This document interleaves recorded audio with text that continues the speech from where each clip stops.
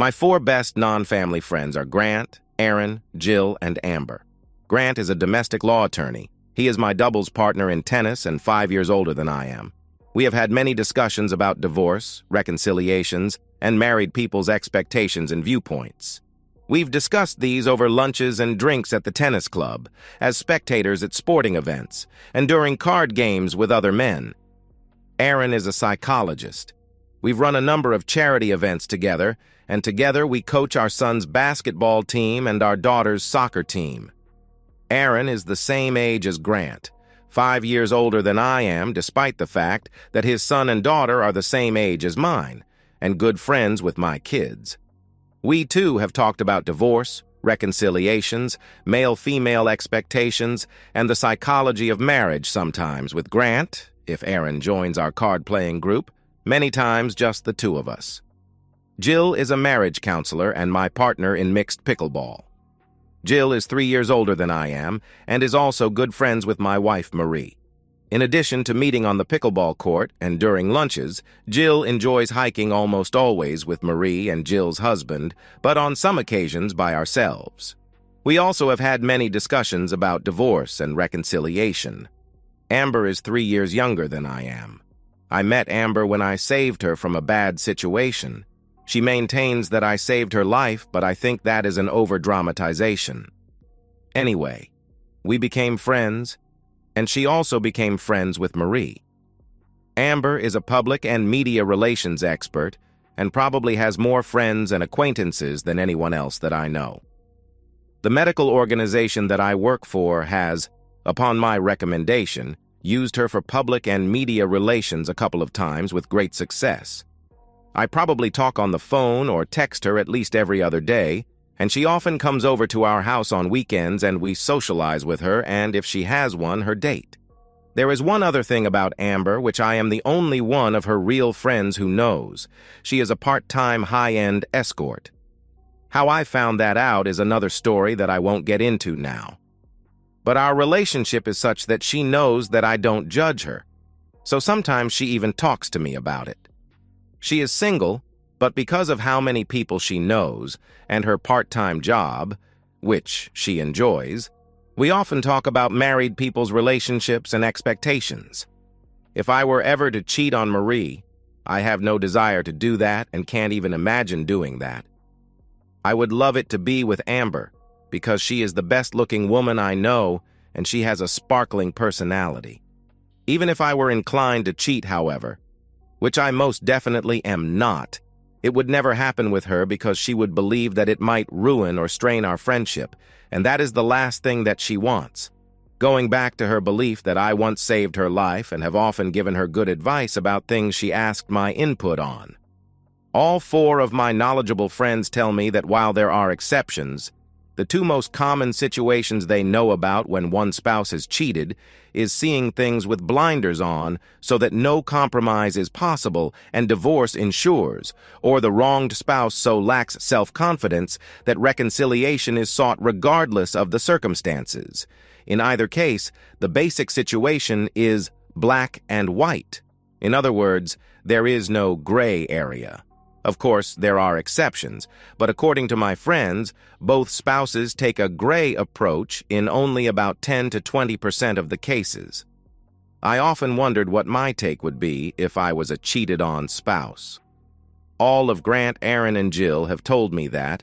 I've never actually discussed it with Amber, but from other things she's said, I'm sure that her take would be the same. You can't know until you experience it. I would like to think that I would be one of the gray thinkers, but wouldn't know until it actually happened. All four of my friends advise me that hard, uncompromising divorce usually doesn't work out for the non-cheater. The non-cheater finds a better spouse only about 25% of the time and either settles or finds no one suitable at all 75% of the time. The cheater doesn't normally have a future life of regret and deprivation like the non-cheater would like to believe will happen, but also doesn't do great 75% of the time. The other 25%, they almost completely bounce back. In cave-in reconciliation cases, the non-cheater usually feels inadequate and embarrassed by their appeasement if they stick it out and often ends up divorcing within 5 years anyway. Again, things aren't great for either the cheater or non-cheater. Most don't ultimately live a good life afterward, but don't end up penniless and hopeless either. The bottom line, usually black or white isn't the answer. A gray outlook has the best probability for success. My name is Sam Buttry. At the start of the substance of this tale, I was 35 years old and worked for a large medical organization as a supervisory medical laboratory professional. I have a BSc degree in medical laboratory science from the University of Cincinnati, a master's degree in medical laboratory administration from Virginia Commonwealth University, and an ASCP certification. Marie Buttry, also 35, and I had been married 11 years, with 2 kids, Jimmy and Julie. Marie worked in pharmaceutical sales. That alone will tell you that she's good-looking and smart, although it's not fair. Pharmaceutical companies only hire good-looking sales reps. Aside from being smart and good-looking, Marie is in good physical condition. She and I work out either together or separately, at least 4 times a week, and we both have above-average musculature and stamina. I enjoyed being married to Marie. We seemed to be compatible in almost every way. I would rate our intimate life as better than a 9 out of 10, and our companionship as close to a 10. Marie is a good mother who gives our kids genuine love and attention without overdoing it. While we have some divisions of labor that are along the lines of sexual expectations, we try as best as possible to divide up all chores equally and both participate in both kids' activities. I attend all of Julie's ballet recitals and take her to practice more often than Marie does, and Marie takes Jimmy to all of his basketball practices, and I meet him there to coach his recreational basketball team with Aaron, and we have similar approaches to Julie's soccer and Jimmy's band and other activities. In general, I have a very good life. It's a life I wanted to keep. At the start of my tale, my life was about 99% of what I considered ideal. Until the seminal part of this story, I never considered what percentage of ideal I'd take before making difficult wholesale changes. I realized that I didn't have a 99% optimum life one day in May, shortly after Marie's 35th birthday. It was a Saturday, and Marie had gotten back from the health club late.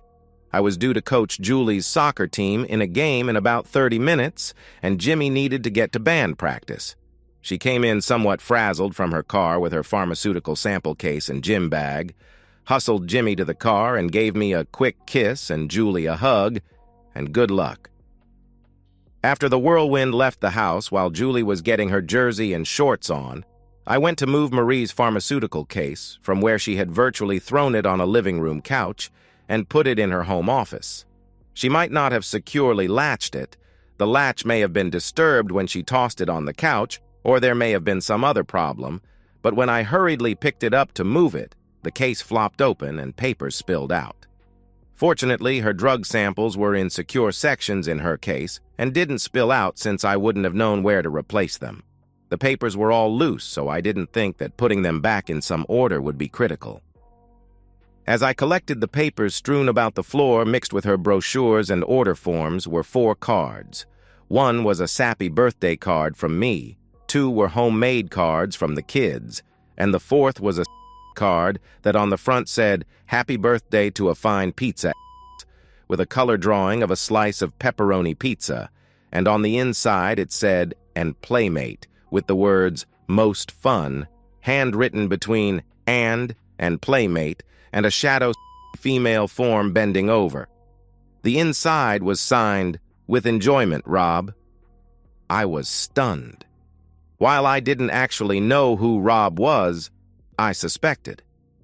Over the last 2 months or so, Marie was training a new sales rep named Rob to take over part of her territory, while she assumed most of the territory of a sales rep who had gotten pregnant and left. I took photos of the exterior and interior of Rob's card. Then I put all of the papers back in Marie's case with the cards underneath the rest of the documents, latched the case tightly, and put it back on the living room couch rather than bringing it into Marie's office. It took only 5 minutes on Marie's company's local website to get his name and photo. Robert Driscoll. He looked to be no more than 25 years old. He was good-looking, maybe even a little better-looking than normal for such a rep. In fact, he looked very much like the guy that Marie had been dating when I swept her off her feet, according to her.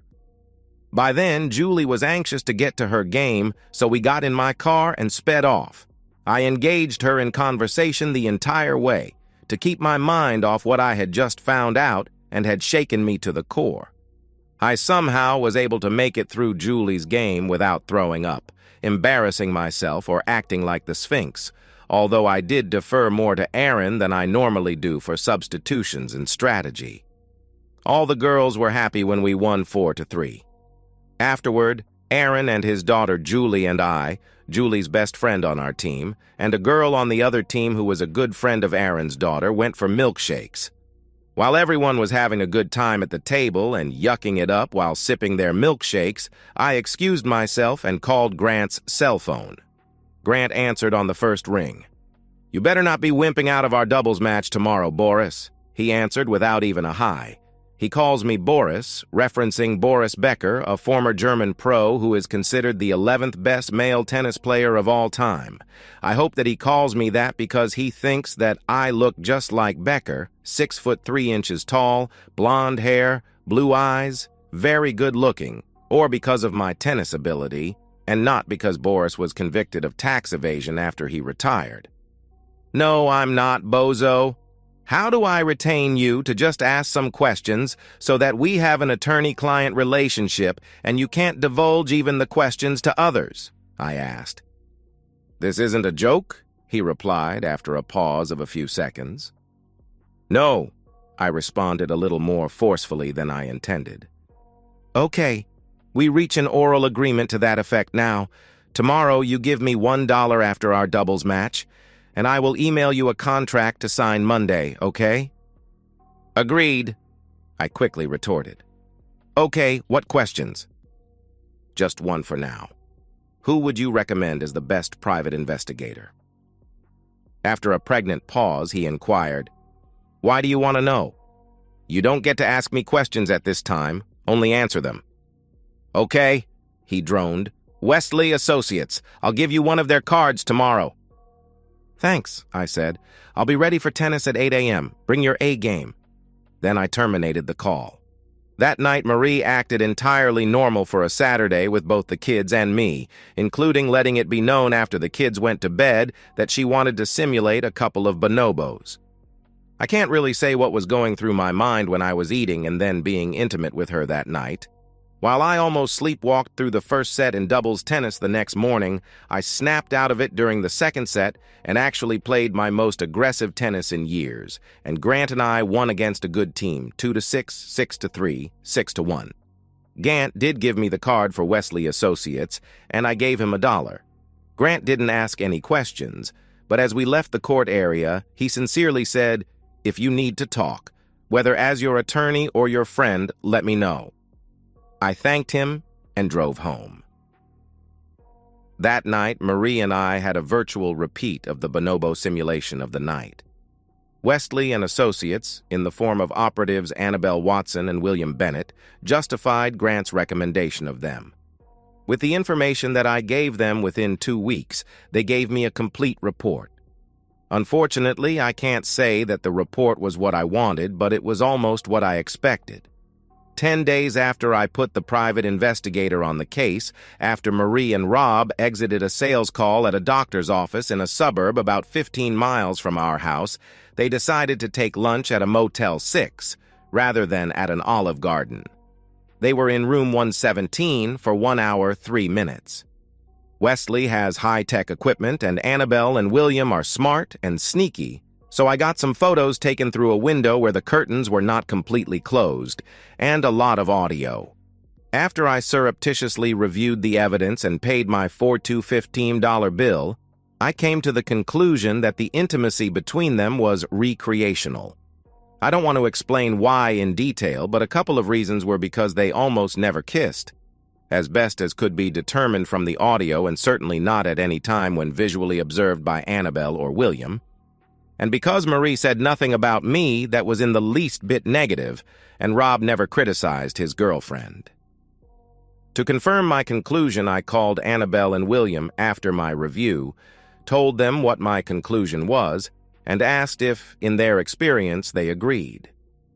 That's certainly what it seemed like to me in the 2 weeks that I observed them, not just in Motel 6, Annabelle stated. I have to agree with her, William chimed in. To double-check, I made an appointment with a female marriage counselor who was a friend of Jill's who I had met several times and gave her the information I had without expressing my conclusion. While stating a number of caveats to cover her back, she agreed with my assessment.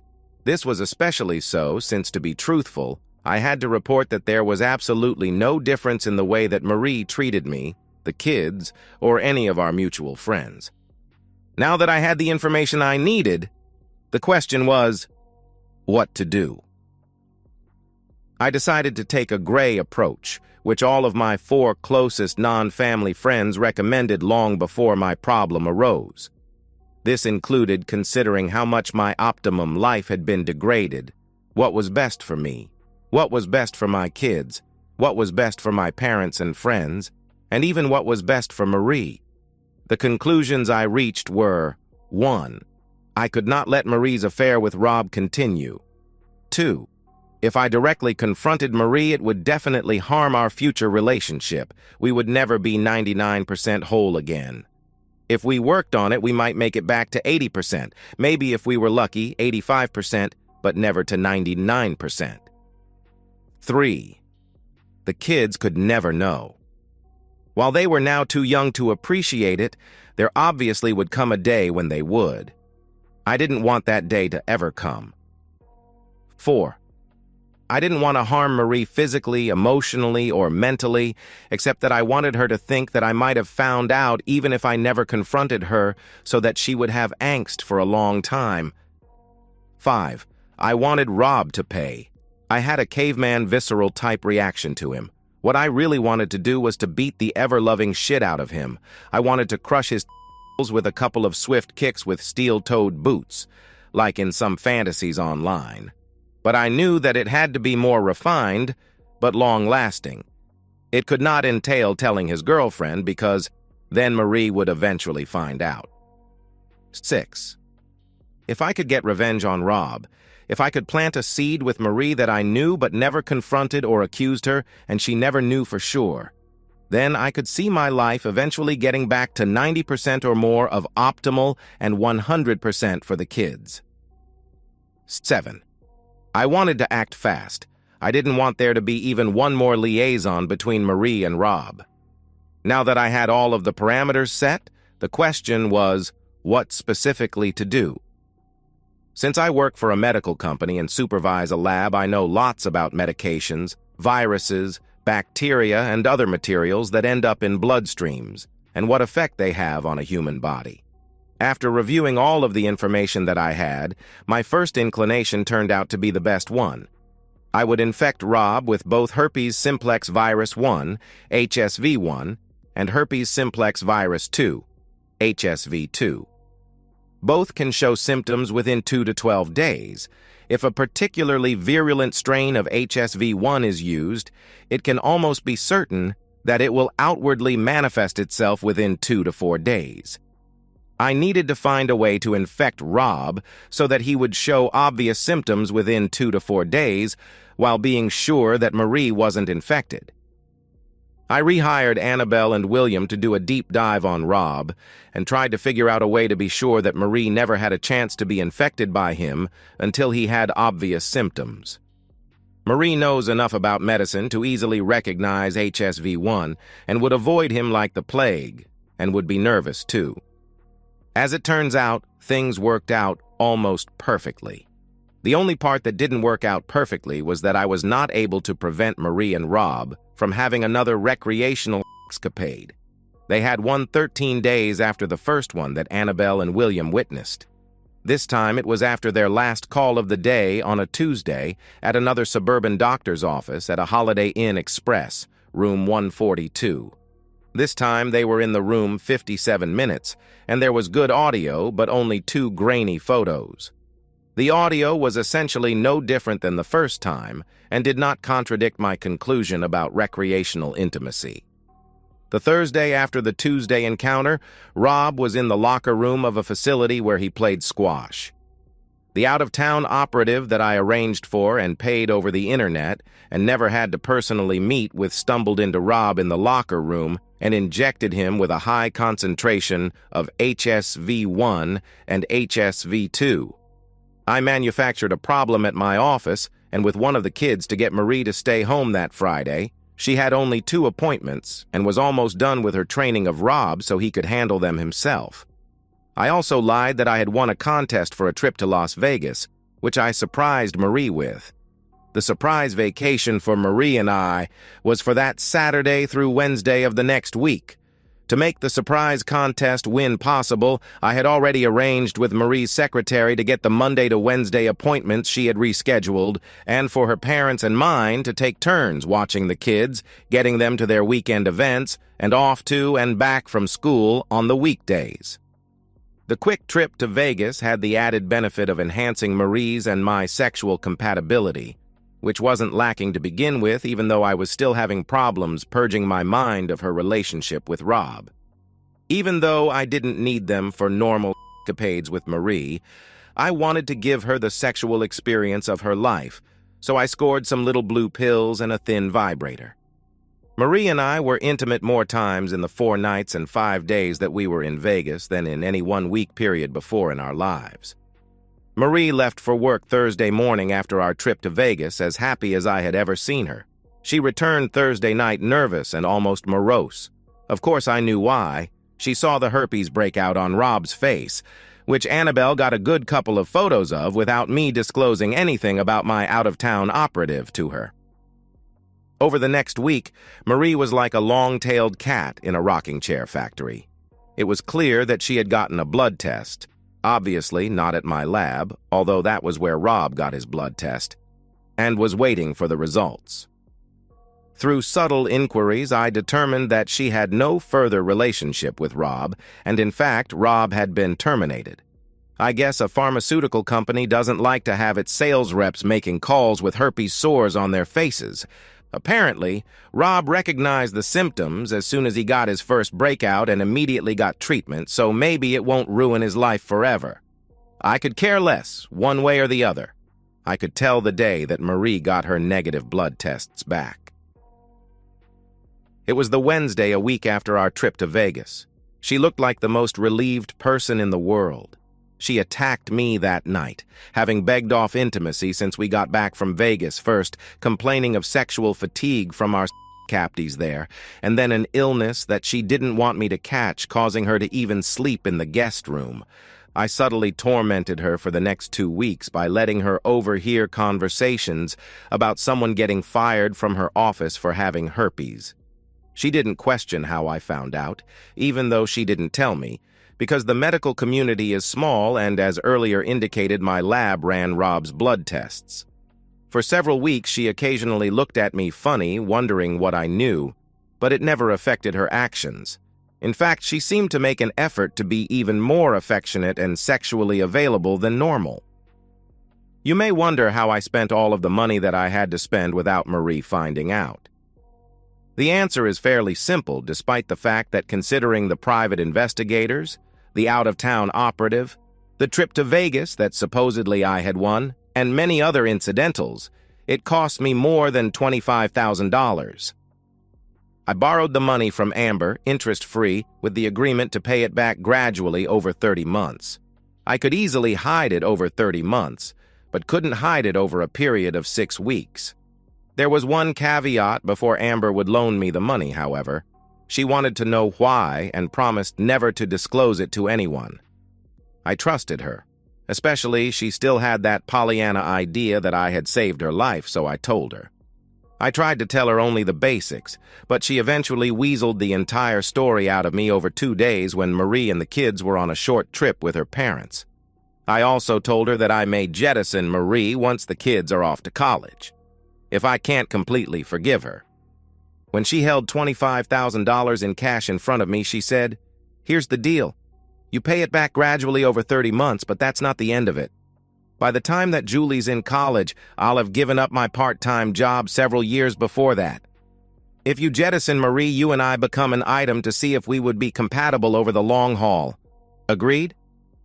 I couldn't believe what she had just said. What it meant is that she had a subtle thing for me. And while she would never try to break up my marriage, if I did it myself, she wanted to try me out.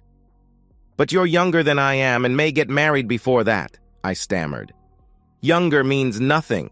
The chances of me marrying someone besides you are small, but if it happens, we reassess at that time.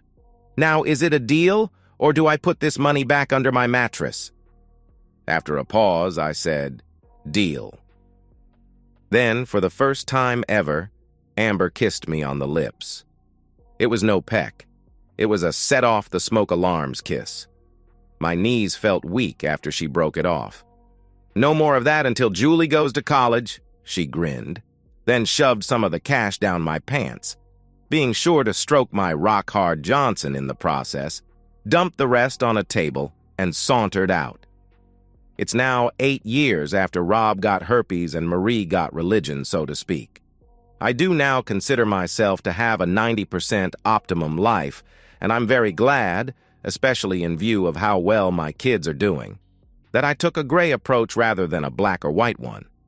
I sometimes almost feel bad that I gave Rob herpes and got him fired. The reason that I ultimately have no guilt is because unless I did something about Marie's recreational intimacy with him because of my personality, I never would have been able to take the gray approach. Will I jettison Marie once Julie goes to college? At this point in time, I can't say. I do know that Amber remains in the background. Of course, I paid her loan back in less than 30 months, and I gave her a diamond tennis bracelet with the last payment. I haven't ever seen her since without the bracelet on. Just 2 days ago, when we were on a hike with a bunch of other people, including Marie, when we trailed behind the others at one point, Amber told me, "In case you're interested, I gave up my part-time job." I smiled at her. She smiled back. "Just 3 more years before Julie goes to college." She chuckled. Then I got the second plasma hot kiss of my life from her, and we quickly caught up with the rest of the hikers. And that's the end of today's story. If you enjoyed it, please give this video a thumbs up and drop a comment below. Your support helps the algorithm push my content further. If you're new to the channel, don't forget to hit that subscribe button.